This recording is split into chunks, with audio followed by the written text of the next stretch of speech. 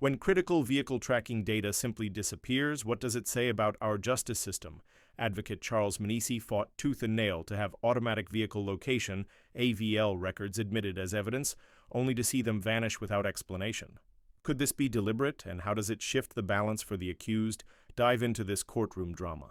Today, we peel back the curtain on one of South Africa's most sensational trials, the murder of national soccer captain Senzo Mayiwa, and the mysterious disappearance of AVL records that could prove where the accused really were on the night in question.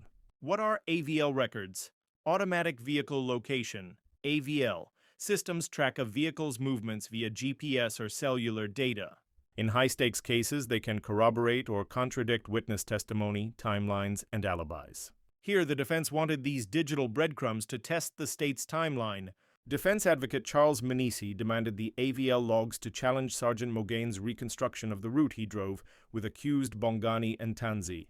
Manisi argued that the court deserves data, not just human recollection, especially after the accused alleged assault and coercion during multiple stops on that 17-hour drive.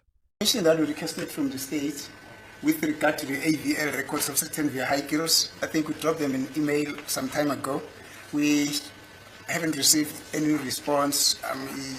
It's just a reminder, though. I realize that it might take a while for those for that information to be made available. We finished them the information. The information related, in essence, to vehicles, amongst others, the Red Golf.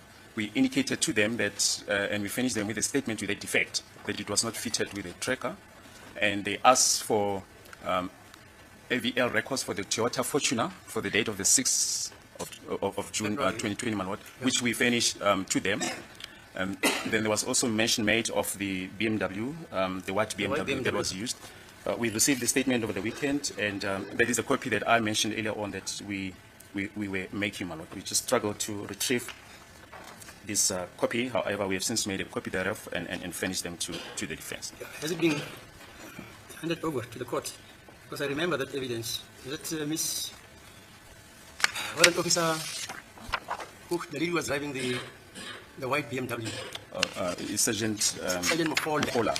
He testified that it wasn't fitted. Yes. With an AVL, if I remember the evidence. Yes, and we also drew the defense attention to the relevant evidence of Mr. Dupree. Dupree? Yes, the AVL expert who did mention that the Red Golf was not fitted with a tracking device. Yeah. But the fact is, these exhibits were handed over to the defense as the trial was going on. Yes. So everybody has, am I correct, Mr. Nisi, that you were handed those exhibits during the trial? I think about we and the state are not on the same footing here. Okay. On the when was the last date when it came here? On the 5th. Yes, on the 5th, the state indicated that the Red Golf was not fitted with an AVL. And as to whose Golf is it? It's a Red Golf that was used by Sergeant Mokola when they arrested accused number 1 and accused number 2. Oh, I see. And it is also so that we also requested the AVL record of the Toyota Fortuner for the date of the 6th of June that we received. And I vividly remember that on the 5th of May, I stood up and said, it is very funny that the vehicles that are serving the same purpose, one gets fitted with an AVL and the other one does not get fitted with an AVL. And with that, I was referring to the discrepancy between the Toyota Fortuner and the Red Golf. Subsequent to that, I specifically indicated then that it would then mean that we'll have to take the matter further. Upon arrival at my office, I penned an email to my colleagues and requested specifically the AVL records of the motor vehicle that was driven in the main by Mr. Buthelezi from Metropolis, from Eguruleni Metropolis. I also mentioned some few names that I can't remember. Well, I think Mapumulo is one of them, Munaringi, the Boliserengo, Jonathan Bonyamanwe, and the Bobongani, because we could not get the AVL record of the Red Golf that was involved from the beginning of the arrest of accused number 1 up until accused number 1 was taken to custody on the 31st of May 2020 at Fileria. As a substitute there too, we then requested the alternative AVL records of this motor vehicle that I've just requested here. We never limited our request to only the Fortuner, the Red Golf, and the BMW. And in fact, I never requested the record of the BMW because we know that the BMW only got into the picture very late after all these accused were arrested. I mean, after accused number 1 and 3 were arrested. It would therefore have been a futile exercise for me to request those vehicles. So the follow-up that I'm making here is with regard to specifically the motor vehicles that were utilized by the Telezi, the Mapumulo, the Munareng, the Lisoreng, and the Jonathan, the Nyamanes, and the Yendes, and the Bonganis.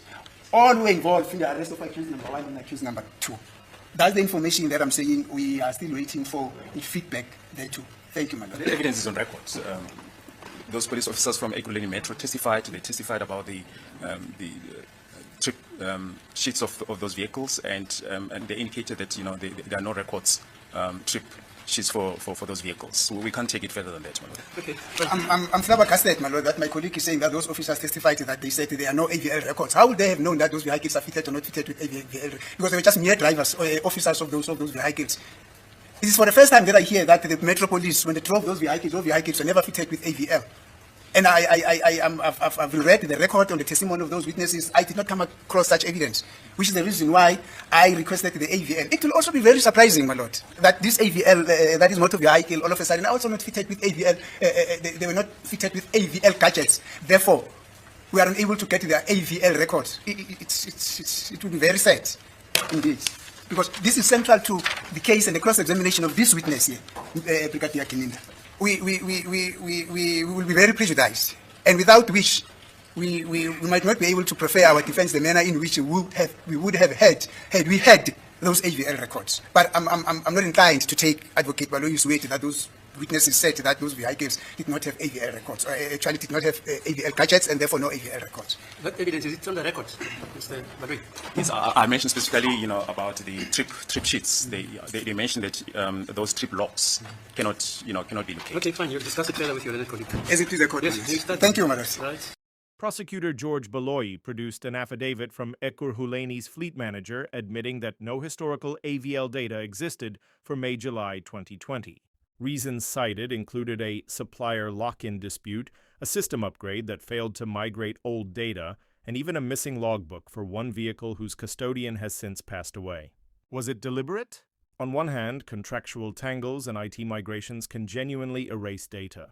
On the other hand, the timing is suspicious. Data crucial to the defense vanishes just as it's about to be tendered. A deliberate cover-up would strike at the heart of fair trial rights, but proving bad faith requires access to internal communications and procurement records. This is a huge impact on justice for the accused. Without AVL logs, the defense loses an objective check on police testimony. Accused can't fully challenge allegations of violent stops and forced confessions. Public confidence in transparency and accountability takes a hit. A missing AVL record is therefore a double-edged sword. It is not merely an unhelpful absence of proof, it can actively undermine the entire process of timeline establishment, question the integrity of the investigation, and become central to both legal argument and public trust. This isn't just about one trial. It's a referendum on evidence integrity and procedural fairness in South Africa's courts. Will the missing AVL records ever surface, or will this be remembered as a judicial embarrassment? Hit subscribe for deep dives into the country's biggest trials and let us know in the comments. Do you think these records were lost by accident or by design? Remember to like and share this video far and beyond. Let me know your thoughts in the comments section down below. Thanks for watching, and I'll catch you on my next upload. Super thanks appreciated. Skybridge checking out. Bye.